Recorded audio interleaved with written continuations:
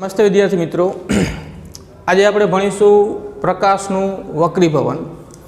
आनी पहलाना लेक्चर में आपणे प्रकाशनु परावर्तन भणी गया। प्रकाशना परावर्तन ने लगता केटलाक एक्जाम्पल्स पण आपणे भणी गया छे।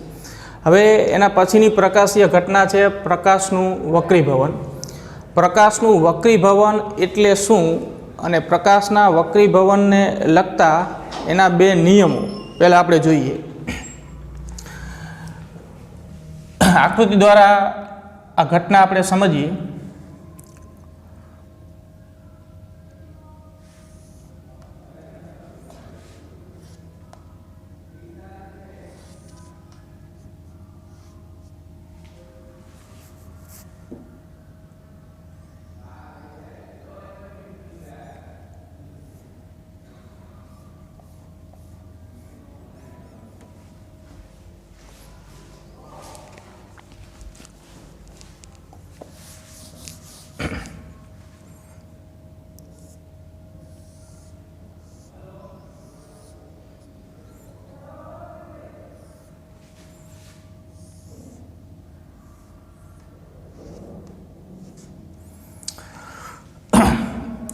बराबर, आ कोई एक माध्यम है, आ माध्यम एक अने आ माध्यम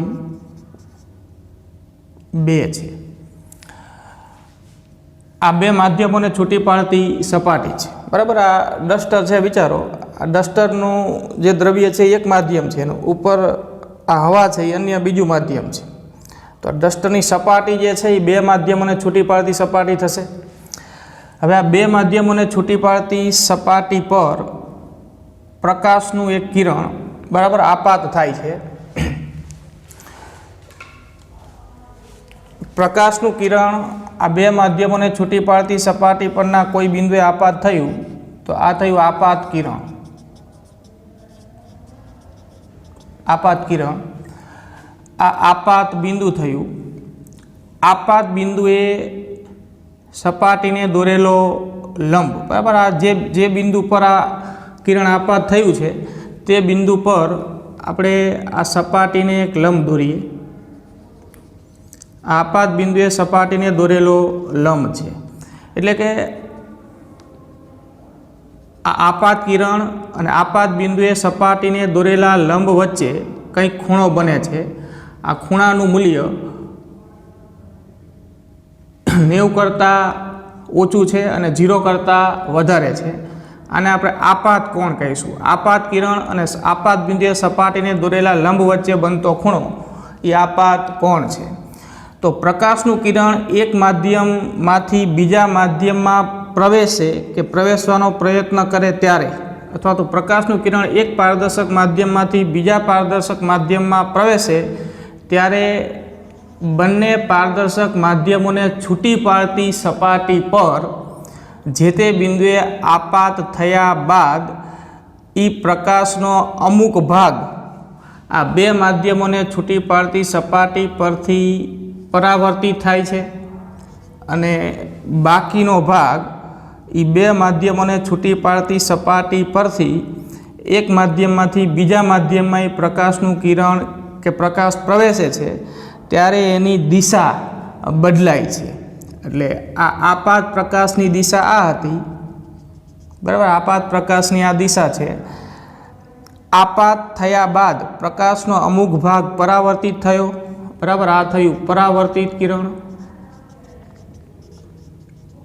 अने बाकीनो भाग ई बीजा माध्यममां प्रवेशे छे अने एनी दिशा बदलाय छे। एटले आ मूळ जे आपात किरणनी दिशा हती एना करता हवे बीजा माध्यम में प्रवेशतुं आ प्रकाशनुं किरण ई दिशा बदले छे बराबर। दिशा कई रीते बदलाशे ए हजी आपणे आगळ जोशुं, पण मूळ दिशा करता ए दिशा बदलायेली होय छे। जेम के आ मूळ दिशा छे एना करता हवे आ किरण अन्य दिशा में आगळ वधे छे। तो आने आपणे कहीशुं वक्रीभूत किरण।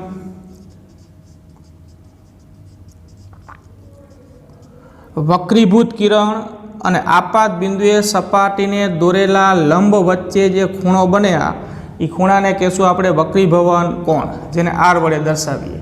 તો આ થયું આપાત કિરણ, આ થયું વક્રીભૂત કિરણ, આ આપાત કોણ કે જે આપાત કિરણ અને સપાટીને આપાત બિંદુએ દોરેલા લંબ વચ્ચેનો ખૂણો છે, અને આ વક્રીભૂત કિરણ, આ થયો વક્રીભૂત કોણ કે જે વક્રીભૂત કિરણ અને આપાત બિંદુએ સપાટીને દોરેલા લંબ વચ્ચેનો ખૂણો છે. તો આ રીતે પ્રકાશનું કિરણ એક માધ્યમમાંથી બીજા માધ્યમમાં બરાબર પ્રવેશે ત્યારે આપાત બિંદુ પરથી પ્રકાશનો અમુક ભાગ પરાવર્તિત થાય છે, બાકીનો ભાગ બીજા માધ્યમમાં પ્રવેશે છે અને એની દિશા બદલાય છે. આ ઘટનાને આપણે પ્રકાશનું વક્રીભવન કહેશું. બરાબર, શબ્દોમાં માહિતી આપી દઈએ. જ્યારે પ્રકાશનું કિરણ એક પારદર્શક માધ્યમમાંથી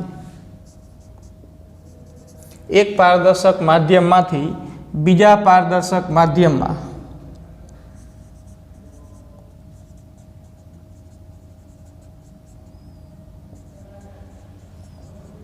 માધ્યમમાં પ્રવેશે ત્યારે પ્રકાશનો અમુક ભાગ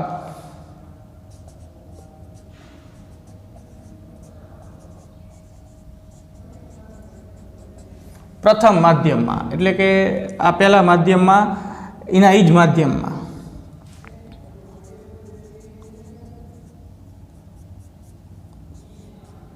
પ્રથમ માધ્યમમાં પરાવર્તિત થાય છે. બરાબર, પ્રથમ માધ્યમમાં પરાવર્તિત થાય છે ત્યારે બાકીનો ભાગ બે માધ્યમોને છૂટી પાડતી સપાટી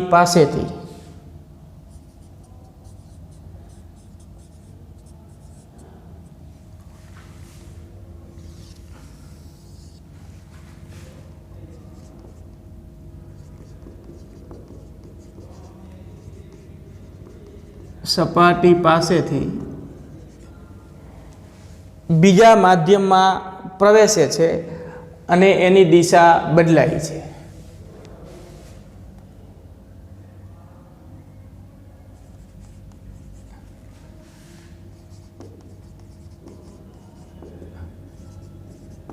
બીજા માધ્યમમાં પ્રવેશે છે ત્યારે તેની દિશા બદલાય છે.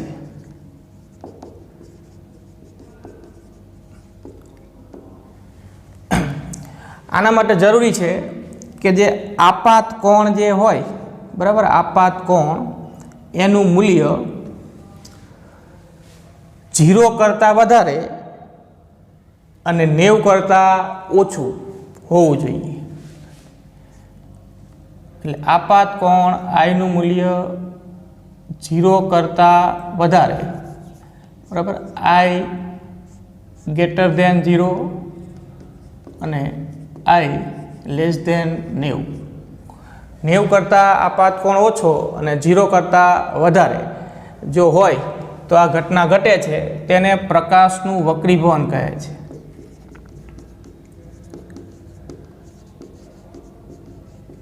વક્રીભવન કહે છે. તમે વિચારો કે જો આપાત કિરણ આ સપાટી પર આ રીતે આપાત થાય, એટલે કે આપાત કિરણ આ લંબ પર જ સંપાત થતું હોય તો એ કિરણ છે એ બીજા માધ્યમમાં પ્રવેશે ત્યારે એના એ જ માર્ગે આગળ વધશે, કે જ્યારે પ્રકાશનું વક્રીભવન જોવા મળશે નહીં. એટલે વક્રીભવન થાય એના માટે જરૂરી છે કે આપાત કોણનું મૂલ્ય 0 કરતાં વધારે હોવું જોઈએ અને 90 કરતાં ઓછું હોવું જોઈએ. જેવી રીતે આપણે આગળ પરાવર્તનના નિયમો જોઈ ગયા, એટલે ચોક્કસ નિયમોને અનુરૂપ પ્રકાશનું પરાવર્તન થાય છે, એવી જ રીતે ચોક્કસ નિયમોને અનુરૂપ પ્રકાશનું વક્રીભવન થાય છે. તો આપણે હવે વક્રીભવનના 2 નિયમો જોઈએ.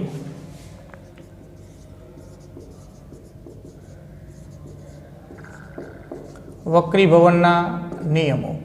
વક્રીભવનના નિયમોમાં પહેલો નિયમ છે કે આપાત કોણ, વક્રીભૂત કોણ અને આપાત બિંદુએ સપાટીને દોરેલો આ લંબ ત્રણેય એક જ સમતલમાં હોય છે, એટલે આ ત્રણેયને સમાવતું એક જ સમતલ મળે છે.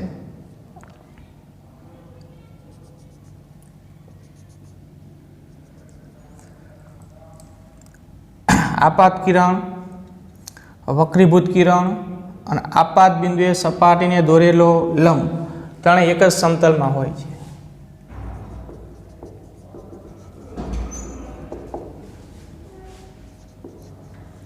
વક્રીભૂત કિરણ અને આપાત બિંદુએ સપાટીને દોરેલો લંબ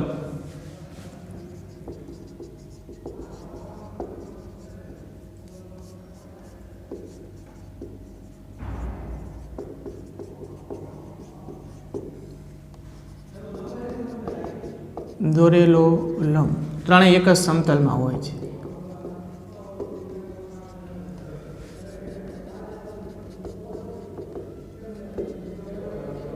બરાબર છે.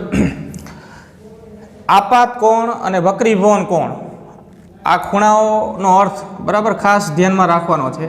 આપાત કોણનો અર્થ થાય આપાત કિરણ અને આપાત બિંદુએ સપાટીને દોરેલા લંબ વચ્ચે બનતો ખૂણો, અને વક્રીભવન કોણનો અર્થ થાય વક્રીભૂત કિરણ અને આપાત બિંદુએ સપાટીને દોરેલા લંબ વચ્ચેનો ખૂણો. આપાત કિરણ, વક્રીભૂત કિરણ અને આપાત બિંદુએ સપાટીને દોરેલો લંબ ત્રણેય એક જ સમતલમાં હોય છે. આ વક્રીભવનનો પહેલો નિયમ છે. બીજો નિયમ જોઈએ. આપાત કોણ આઈ નો સાઇન અને વક્રીભૂત કોણ આર નો સાઇન. આપાત કોણ આઈ નો સાઇન અને વક્રીભૂત કોણ આર ના સાઇન નો ગુણોત્તર અચળ હોય છે. બરાબર. આપાત કોણ આઈ નો સાઇન એટલે કે સાઇન આઈ અને વક્રીભૂત કોણ આર નો સાઇન એટલે કે સાઇન આર, આ ગુણોત્તર સાઇન આઈ છેદમાં સાઇન આર, આ ગુણોત્તર અચળ હોય છે. આ ગુણોત્તર અચળ હોય છે. બરાબર. હવે આ અચળાંક શું છે એ આપણે વાત કરીએ. સાઇન આઈ છેદમાં સાઇન આર બરાબર અચળ. આ અચળ ગુણોત્તરને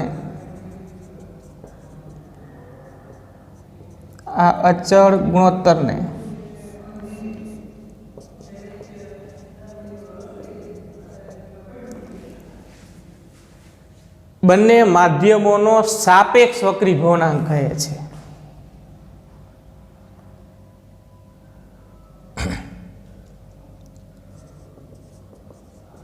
બંને માધ્યમનો સાપેક્ષ વક્રીભવનાંક.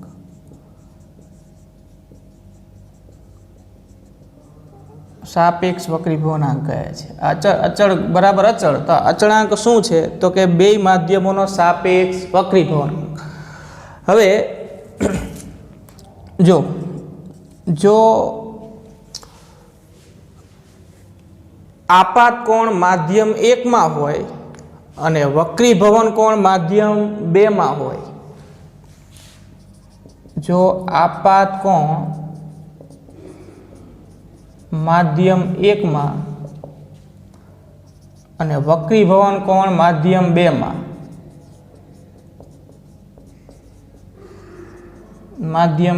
હોય. બરાબર. તો આપણે જે આકૃતિ દોરી છે એ પ્રમાણે આપણે પહેલા વાત કરીએ છીએ કે આપાત કોણ એ માધ્યમ 1 માં બનેલો છે અને વક્રીભવન કોણ માધ્યમ 2 માં બનેલો છે. તો આ અચળ ગુણોત્તરને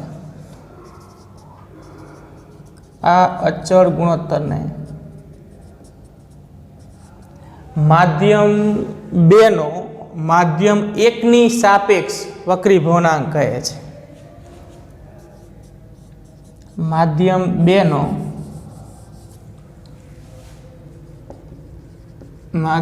2 નો માધ્યમ એકની સાપેક્ષ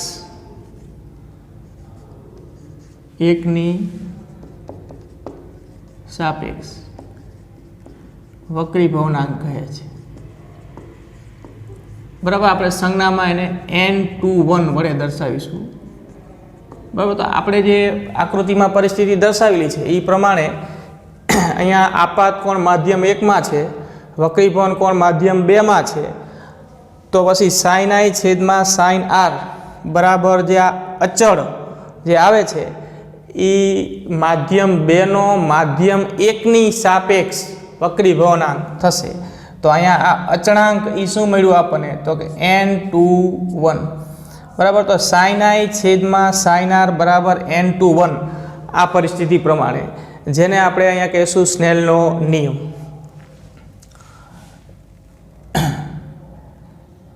બરાબર. આ જે છે એ સ્નેલના નિયમ તરીકે ઓળખાય છે. સ્નેલનો નિયમ, સ્નેલ નામના વૈજ્ઞાનિકે આ માહિતી આપેલી છે, તો આ સૂત્ર સ્નેલનો નિયમ કહેવાશે. હવે તમે વિચારો કે આ માધ્યમ 1 છે, આ માધ્યમ 2 છે. જો કિરણ માધ્યમ 2 માંથી માધ્યમ 1 માં જતું હોય, આપાત કોણ માધ્યમ 2 માં બનતો હોય અને વક્રીભૂત કોણ માધ્યમ 1 માં બનતો હોય, તો પછી આ ગુણોત્તર sin i છેદમાં sin r લખો તો એ માધ્યમ 2 ની સાપેક્ષ માધ્યમ 1 નો વક્રીભવનાંક કહેવાશે. એટલે આપણે આ પરિસ્થિતિ પ્રમાણે આ સૂત્ર લખ્યું છે. પછી જ્યાં જેવી પરિસ્થિતિ એ પ્રમાણે અહીંયા આપણને સાપેક્ષ વક્રીભવનાંક મળશે. આ પરિસ્થિતિ પ્રમાણે માધ્યમ 2 નો માધ્યમ 1 ની સાપેક્ષ વક્રીભવનાંક આ ગુણોત્તર દર્શાવે છે.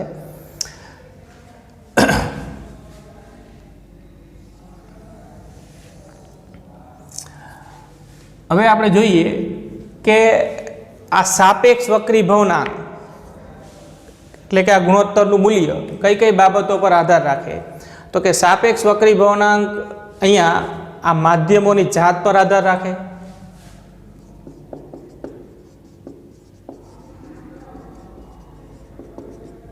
સાપેક્ષ વક્રીભવનાંક માધ્યમોની જાત પર આધાર રાખે, બરાબર. એટલે માધ્યમ કયા છે, જેમ કે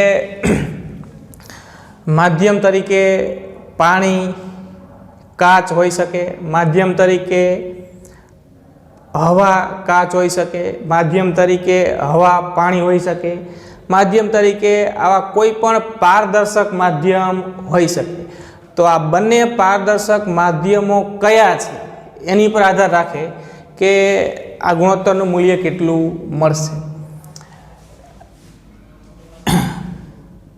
તાપમાન પર આધાર રાખે, માધ્યમોની જાત અને માધ્યમોના તાપમાન પર આધાર રાખે, માધ્યમમાં પ્રકાશના વેગ પર આધાર રાખે,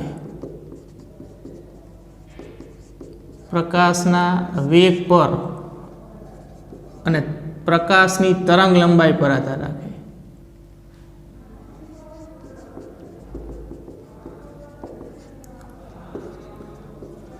તરંગ લંબાઈ પર આધાર રાખે, બરાબર. જેમ માધ્યમ બદલાશે એમ માધ્યમમાં પ્રકાશનો વેગ પણ બદલાશે, માધ્યમ બદલાશે માધ્યમમાં પ્રકાશના તરંગોની તરંગ લંબાઈ પણ બદલાશે.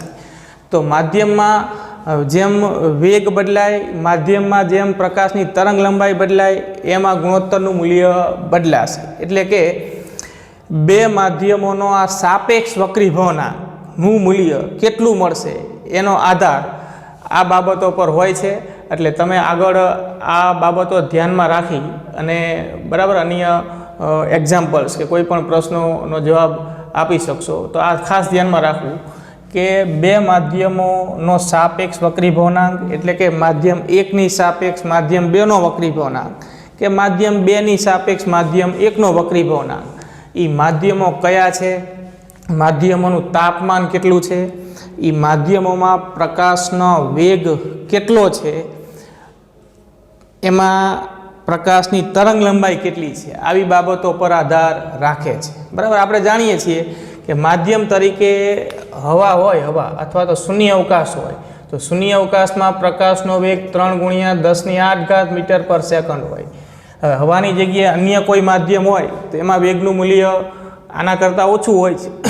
માધ્યમ બદલાય એમ પ્રકાશનો વેગ બદલાય, અને વેગ બદલાય તેમ પણ આપેલ માધ્યમોનો એકબીજાની સાપેક્ષ વક્રીભવનાંક પણ બદલાય. બરાબર છે?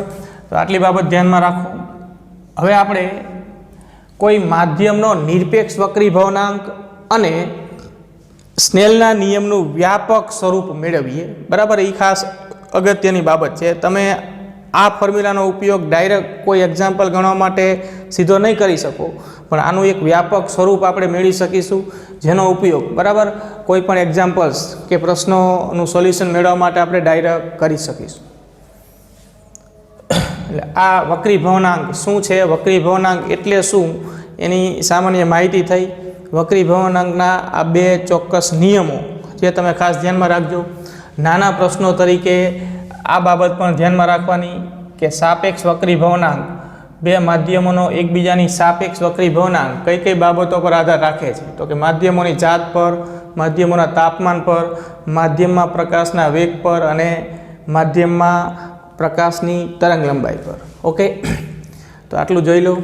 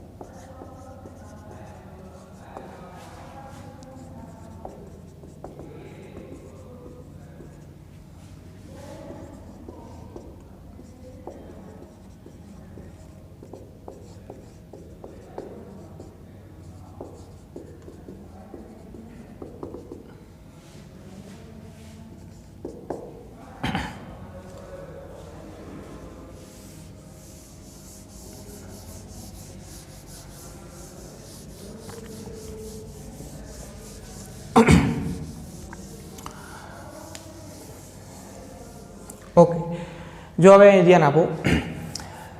સ્નેલના નિયમનું વ્યાપક સ્વરૂપ મેળવવું છે અને કોઈ માધ્યમનો નિરપેક્ષ વક્રીભવનાંક એટલે શું, એનો અર્થ આપણે કરવો છે.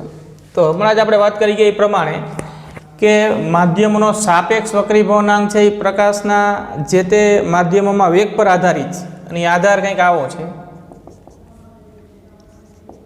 કે માધ્યમોનો સાપેક્ષ વક્રીભવનાંક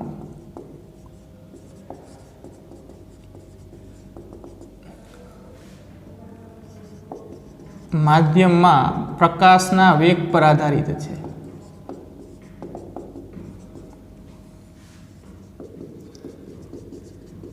બરાબર, આપણે લખીએ N21, આને વાંચીશું માધ્યમ 1 ની સાપેક્ષ માધ્યમ 2 નો વક્રીભવનાંક. બરાબર, આ સંજ્ઞા આ પ્રમાણે તમારે ધ્યાનમાં રાખવાની કે પહેલાં જે આંકડો લખ્યો હોય એનો વક્રીભવનાંક ને પછી જે લખ્યો હોય એની સાપેક્ષ. તો અહીંયા 1 ની સાપેક્ષ 2 નો વક્રીભવનાંક. જો આપણે N12 લખીએ તો આને વાંચીશું 2 ની સાપેક્ષ 1 નો વક્રીભવનાંક. તો અહીંયા માધ્યમ 1 ની સાપેક્ષ માધ્યમ 2 નો વક્રીભવનાંક બરાબર માધ્યમ 1 માં પ્રકાશનો વેગ છેદમાં માધ્યમ 2 માં પ્રકાશનો વેગ. તો આ સાપેક્ષ વક્રીભવનાંક માધ્યમમાં પ્રકાશના વેગ પર આવી રીતે આધાર રાખે છે. આ માધ્યમ 1 માં પ્રકાશનો વેગ v1 છે ધારો કે, અને માધ્યમ 2 માં પ્રકાશનો વેગ v2 છે. તો N21 બરાબર v1 છેદમાં v2. હવે નિરપેક્ષ વક્રીભવનાંકનો અર્થ શું છે, તો કે પહેલા માધ્યમ તરીકે હવા હોય કે શૂન્યાવકાશ હોય. જેમ કે આ પ્રથમ માધ્યમ તરીકે આપણે હવા કે શૂન્યાવકાશ લઈ લઈએ, અને બીજું માધ્યમ ધારો કે પાણી છે. બરાબર, તો આપણે માધ્યમ 1 ની સાપેક્ષ માધ્યમ 2 નો વક્રીભવનાંક એવું જે શબ્દ પ્રયોગ કરીએ છીએ એને હવે આપણે આમે કહી શકીએ કે શૂન્યાવકાશ કે હવાની સાપેક્ષ પાણીનો વક્રીભવનાંક. અહીંયા કાચ હોય તો આને આપણે કહીશું શૂન્યાવકાશ કે હવાની સાપેક્ષ કાચનો વક્રીભવનાંક. તો ટૂંકમાં હવા કે શૂન્ય અવકાશની સાપેક્ષ કોઈ અન્ય માધ્યમ, જેમ કે પાણી છે, કાચ છે કે કોઈ અન્ય પારદર્શક માધ્યમ છે, એના વક્રીભવનાંકને એ જે તે માધ્યમનો નિરપેક્ષ વક્રીભવનાંક કહેવાય. નિરપેક્ષ એટલે શૂન્ય અવકાશ કે હવાની સાપેક્ષ કોઈ માધ્યમનો વક્રીભવનાંક. બરાબર. તો શૂન્ય અવકાશ કે હવાની સાપેક્ષ કોઈ માધ્યમના વક્રીભવનાંકને, જો હવે આપણે જોઈએ સ્નેલના નિયમનું વ્યાપક સ્વરૂપ અને માધ્યમનો નિરપેક્ષ વક્રીભવનાંક. બરાબર. આકૃતિ આપણે અહીંયા દોરેલી જે આગળ હતી એ જ અહીંયા આપણે આમાંથી સમજીશું. હવે આપણે આગળ જોયું કે કોઈ પણ માધ્યમનો સાપેક્ષ, કોઈ પણ બે માધ્યમનો સાપેક્ષ વક્રીભવનાંક એ માધ્યમમાં પ્રકાશના વેગ પર આધાર રાખે છે, અને માધ્યમનો સાપેક્ષ વક્રીભવનાંક માધ્યમમાં પ્રકાશના વેગ પર આ ગુણોત્તર મુજબ આધાર રાખે છે. જેમ કે n21 બરાબર v2/v1. તો n21 એટલે શું વાંચીશું? તો કે માધ્યમ 1ની સાપેક્ષ માધ્યમ 2નો વક્રીભવનાંક. માધ્યમ 1ની સાપેક્ષ માધ્યમ 2નો વક્રીભવનાંક. જો આપણે આમ લખીએ તો આને વાંચીશું માધ્યમ 2ની સાપેક્ષ માધ્યમ 1નો વક્રીભવનાંક. બરાબર. જે પહેલા આંકડો લખ્યો હોય એનો વક્રીભવનાંક ને પછીનો જે આંકડો હોય એની સાપેક્ષ, 2ની સાપેક્ષ 1નો વક્રીભવનાંક, એમ 1ની સાપેક્ષ 2નો વક્રીભવનાંક. જો માધ્યમ 1માં પ્રકાશનો વેગ v1 હોય અને માધ્યમ 2માં પ્રકાશનો વેગ v2 હોય, તો માધ્યમ 1ની સાપેક્ષ માધ્યમ 2નો વક્રીભવનાંક આ ગુણોત્તર થશે n21 બરાબર v1/v2. એટલે સાપેક્ષ વક્રીભવનાંક માધ્યમોમાં પ્રકાશના વેગ પર આ મુજબ આધાર રાખે છે. હવે કોઈ પણ માધ્યમનો નિરપેક્ષ વક્રીભવનાંકનો અર્થ શું થાય? તો કે કોઈ માધ્યમનો હવા કે શૂન્ય અવકાશની સાપેક્ષ વક્રીભવનાંક એટલે જે તે માધ્યમનો નિરપેક્ષ વક્રીભવનાંક. એટલે કે માધ્યમ 1 તરીકે આપણે હવા લઈ લઈએ કે અવકાશ લઈ લઈએ, એટલે અહીંયા કોઈ અન્ય માધ્યમ નથી, હવા છે અથવા અવકાશ છે, તો આ માધ્યમ 1 થયું. અને અન્ય કોઈ માધ્યમ, જેમ કે અહીંયા અન્ય માધ્યમ તરીકે પાણી છે કે પછી કાચ છે કે કોઈ અન્ય પારદર્શક માધ્યમ છે, તો હવા કે શૂન્ય અવકાશની સાપેક્ષ કોઈ માધ્યમના વક્રીભવનાંકને તે માધ્યમનો નિરપેક્ષ વક્રીભવનાંક કહે છે. બરાબર. શૂન્ય અવકાશ કે હવાની સાપેક્ષ કોઈ માધ્યમના વક્રીભવનાંકને તે માધ્યમનો નિરપેક્ષ વક્રીભવનાંક કહે છે. નિરપેક્ષ વક્રીભવનાંકને આપણે n વડે દર્શાવીએ. તો જો આ માધ્યમ 1 તરીકે આપણે હવા લઈ લઈએ. બરાબર. માધ્યમ 1 તરીકે હવામાં પ્રકાશનો વેગની સંજ્ઞા આપણે c આપીએ, તો માધ્યમ 1 તરીકે હવા કે શૂન્ય અવકાશ છે, એમાં પ્રકાશનો વેગ v1, જે અહીંયા આપણે સંજ્ઞા v1 આપી હતી, v1ના સ્થાને અહીંયા વેગની સંજ્ઞા શું થશે? c. એટલે v1 બરાબર c. અને માધ્યમ 2માં, માધ્યમ 2 તરીકે બરાબર પાણી છે કે કોઈ કાચ છે કે અન્ય કોઈ પારદર્શક માધ્યમ છે, એમાં પ્રકાશનો વેગ, માધ્યમ 2માં પ્રકાશના વેગની સંજ્ઞા v2 છે, તો અહીંયા આપણે v2ના સ્થાને લખીએ v. એટલે જે તે માધ્યમમાં પ્રકાશનો વેગ, c એટલે અવકાશમાં પ્રકાશનો વેગ. તો આ સૂત્રનો ઉપયોગ કરો તો v1ના સ્થાને c લખો, v2ના સ્થાને v લખો અને n વડે આને દર્શાવો તો n બરાબર c/v. આના પરથી જ આ સૂત્ર બનશે. માધ્યમ 1 તરીકે હવા કે શૂન્ય અવકાશ, તો હવામાં પ્રકાશનો વેગ c, અને માધ્યમ 2 તરીકે જેનો આપણે નિરપેક્ષ વક્રીભવનાંક મેળવવો છે એ માધ્યમ જેમાં પ્રકાશનો વેગ v છે, તો n બરાબર c/v. બરાબર. આ સૂત્ર ખૂબ અગત્યનું છે. તમે આ સૂત્રનો ઉપયોગ કરી જો તમે માધ્યમમાં પ્રકાશનો વેગ જાણતા હોય તો એ માધ્યમનો નિરપેક્ષ વક્રીભવનાંક શોધી શકો, અને જો માધ્યમનો નિરપેક્ષ વક્રીભવનાંક જાણતા હોય તો એ માધ્યમમાં પ્રકાશનો વેગ શોધી શકો. n બરાબર c/v, તો પછી v નામ અંશમાં લઈ લો, n નામ છેદમાં લઈ લો, તો v બરાબર c/n આમ પણ લખાય.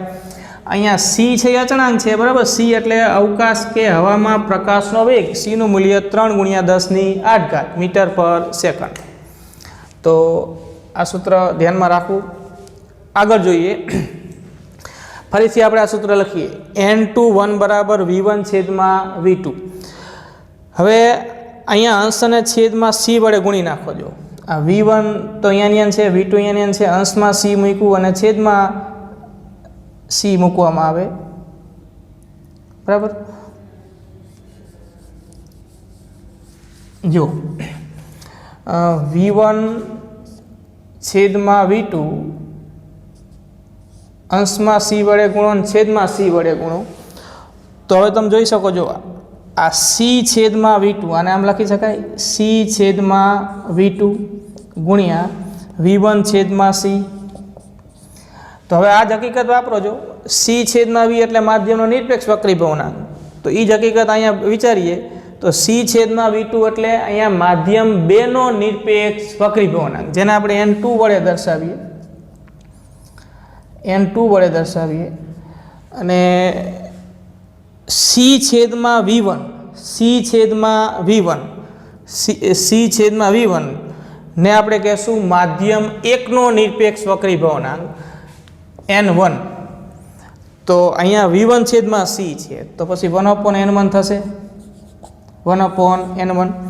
તો આપણને N21 બરાબર મળ્યું N2 છેદમાં N1, બરાબર. N21 બરાબર N2 છેદમાં N1. માધ્યમ 1 ની સાપેક્ષ માધ્યમ 2 નો નિરપેક્ષ વક્રીભવનાંક, માધ્યમ 1 ની સાપેક્ષ માધ્યમ 2 નો વક્રીભવનાંક બરાબર માધ્યમ 2 નો નિરપેક્ષ વક્રીભવનાંક છેદમાં માધ્યમ 1 નો નિરપેક્ષ વક્રીભવનાંક. અને N21 બરાબર V1 છેદમાં V2 તો છે જ, તો બરાબર આપણે લખી શકીએ V1 છેદમાં V2. ઓકે. હવે આપણી પાસે આ સૂત્ર છે, એના પરથી આપણે 2 કિસ્સાઓ જોઈએ. પહેલા કિસ્સામાં જોઈએ કે જો N2 ગ્રેટર ધેન N1 હોય, N2 નું મૂલ્ય N1 કરતાં મોટું હોય, N2 ગ્રેટર ધેન N1 હોય, તો પછી N21 એટલે કે આ ગુણોત્તરનું મૂલ્ય 1 કરતાં મોટું થશે. અંશ મોટો ને છેદ નાનો, તો N21 ગ્રેટર ધેન 1 થાય. હવે N21 ગ્રેટર ધેન 1 થાય તો પછી સ્નેલના નિયમનું આ જે મૂળ સ્વરૂપ છે sin I છેદમાં sin R બરાબર N21, એના પરથી આપણે કહી શકીએ કે આ ગુણોત્તરનું મૂલ્ય પણ 1 કરતાં મોટું, N21 ગ્રેટર ધેન 1, તો sin I છેદમાં sin R ગ્રેટર ધેન 1, એટલે કે અંશ મોટો ને છેદ નાનો, એટલે કે I ગ્રેટર ધેન R. એટલે કે આપાત કોણનું મૂલ્ય વક્રીભવન કોણના મૂલ્ય કરતાં વધારે હોય, આપાત કોણ વક્રીભવન કોણ કરતાં વધારે હોય. જો આપાત કોણ વક્રીભવન કોણ કરતાં વધારે હોય અથવા આપાત કોણ કરતાં વક્રીભવન કોણ નાનો હોય, તો એ હકીકત આકૃતિમાં વિચારો. જો આ આપાત કિરણ છે, આ લંબ સાથે આ આપાત કોણ I છે. જો અહીંયા વક્રીભવન ન થયું હોય તેમ વિચારો, તો આપાત કિરણ આ મૂળ દિશામાં આગળ વધ્યું હોત, પણ વક્રીભવન થાય છે એટલે વક્રીભૂત કિરણ હવે આમ આગળ વધે છે, આમ આગળ વધે છે.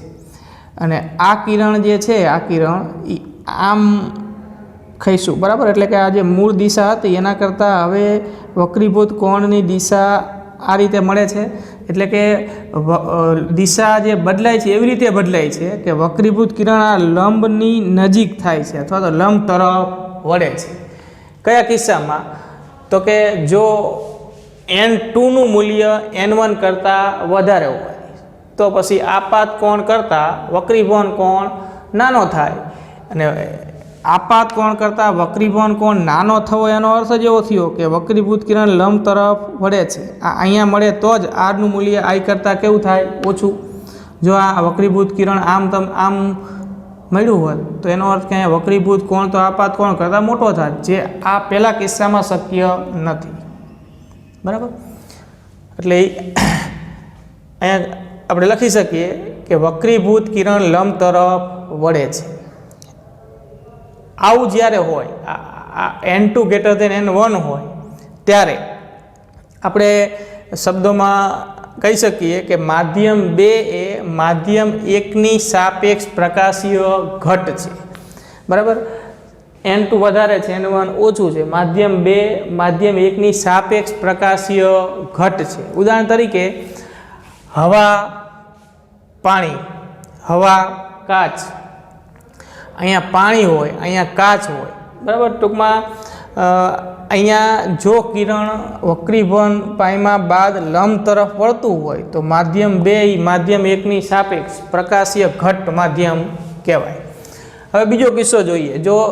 જો N1 greater than N2 હોય, N1નું મૂલ્ય N2 કરતાં વધારે હોય તો પછી N21 લેસ ધેન 1 થશે, બરાબર. છેદ મોટો ને અંશ નાનો તો N21નું મૂલ્ય 1 કરતાં ઓછું. તો એનો અર્થ કે N21નું મૂલ્ય 1 કરતાં ઓછું તો sin I છેદમાં sin R બરાબર N21 છે. એના પરથી કહેવાય કે અહીંયા પણ છેદ મોટો અને અંશ નાનો, એટલે કે વક્રીભવન કોણનું મૂલ્ય આપાત કોણ કરતાં વધારે. વક્રીભવન કોણનું મૂલ્ય આપાત કોણ કરતાં વધારે આ કિસ્સામાં.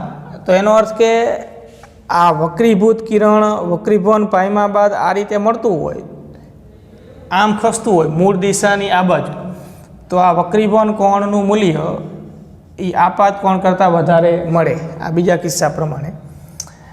એટલે એમ કહેવાય કે વક્રીભૂત કિરણ લંબથી દૂર થાય છે. આપાત કોણ વક્રીભવન કોણ આપાત કોણ કરતાં વક્રીભવન કોણ મોટો મળે છે, એટલે કે વક્રીભૂત કિરણ લંબથી દૂર જશે.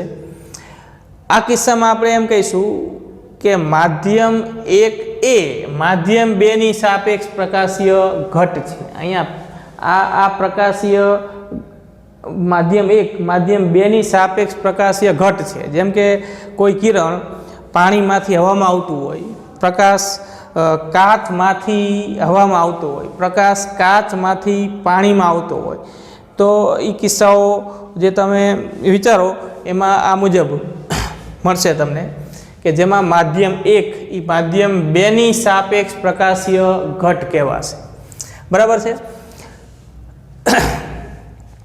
હવે જુઓ N21 બરાબર N2 છેદમાં N1, N21 બરાબર sin I છેદમાં sin R.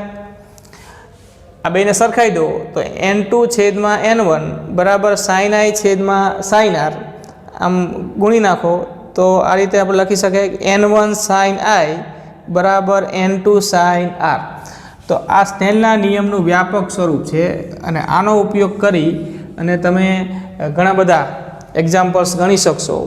સ્નેલના નિયમનું વ્યાપક સ્વરૂપ તમે કોઈ એક્ઝામ્પલ્સ ગણવા ડાયરેક્ટ વાપરશો જેમાં N1 એ પહેલા માધ્યમનો નિરપેક્ષ વક્રીભવનાંક છે કે જેમાં આપાત કોણ બન્યો હોય, N2 જે બીજા માધ્યમનો નિરપેક્ષ વક્રીભવનાંક છે કે જેમાં વક્રીભવન કોણ બન્યો હોય, બરાબર. તો આ જે આકૃતિ દોરી છે એના પ્રમાણે સ્નેલના નિયમનું વ્યાપક સ્વરૂપ આવું બનશે N1 sin I બરાબર N2 sin R, બરાબર. તો આ એક અગત્યનું સૂત્ર છે, ખાસ ધ્યાનમાં રાખવું. આની મદદથી આપણે ઘણા બધા સોલ્યુશન મેળવી શકીશું. હવે એક બીજી વાત કરીએ. જો અહીંયા પ્રકાશીય ઘટ માધ્યમ અથવા તો જે માધ્યમની પ્રકાશીય ઘનતા વધારે છે આવો શબ્દ પ્રયોગ આપણે જ્યારે કરીએ ત્યારે એનો અર્થ આપણે એવો નથી લેવાનો કે જેની ઘનતા વધારે, ઘનતા અથવા તો જેને આપણે દળ ઘનતા કહીએ છીએ, ઘનતા બરાબર દળ છેદમાં કદ, તો જેની દળ ઘનતા વધારે એની પ્રકાશીય ઘનતા પણ વધારે એવી વાત નથી. ઘનતા બરાબર દળ છેદમાં કદ, બરાબર, અથવા દળ ઘનતા બરાબર દળ છેદમાં કદ, એનો અર્થ કે એકમ કદ દીઠ દળ, એકમ કદ દીઠ દળ એટલે એ માધ્યમની દળ ઘનતા અને પ્રકાશીય ઘનતા એ વસ્તુ જુદી છે. તમે એવું ન કહી શકો કે જેની દળ ઘનતા વધારે એની પ્રકાશીય ઘનતા કે પ્રકાશીય ઘટતા વધારે છે એવું કહી શકાય નહીં. ઉદાહરણ તરીકે પાણી છે એક માધ્યમ તરીકે, બીજું માધ્યમ છે ટર્પેન્ટાઇન. તો પાણી છે એની દળ ઘનતા વધારે છે જ્યારે ટર્પેન્ટાઇનની દળ ઘનતા ઓછી છે.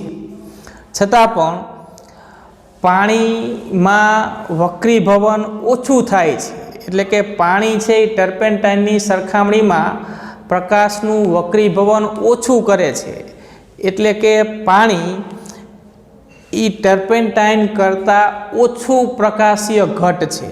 ટર્પેન્ટાઇન પાણી કરતાં વધુ પ્રકાશીય ઘટ કે વધુ પ્રકાશીય ઘનતા ધરાવે છે. ટૂંકમાં આ ઉદાહરણ એટલા માટે આપણે અહીંયા વિચારીએ છીએ કે તમારે ક્યારેય એવું નથી માની લેવાનું કે જેની દળ ઘનતા વધારે એની પ્રકાશીય ઘટતા કે પ્રકાશીય ઘનતા વધારે એવું હોતું નથી. બરાબર. ઉદાહરણ તરીકે પાણીની દળ ઘનતા વધારે હોવા છતાં ટર્પેન્ટાઇન કરતાં એ ઓછું પ્રકાશીય ઘટ છે, જ્યારે ટર્પેન્ટાઇનની દળ ઘનતા પાણી કરતાં ઓછી હોવા છતાં એ વધુ પ્રકાશીય ઘટ માધ્યમ છે. બરાબર છે. તો આટલું ખાસ ધ્યાનમાં રાખવાનું. ઓકે.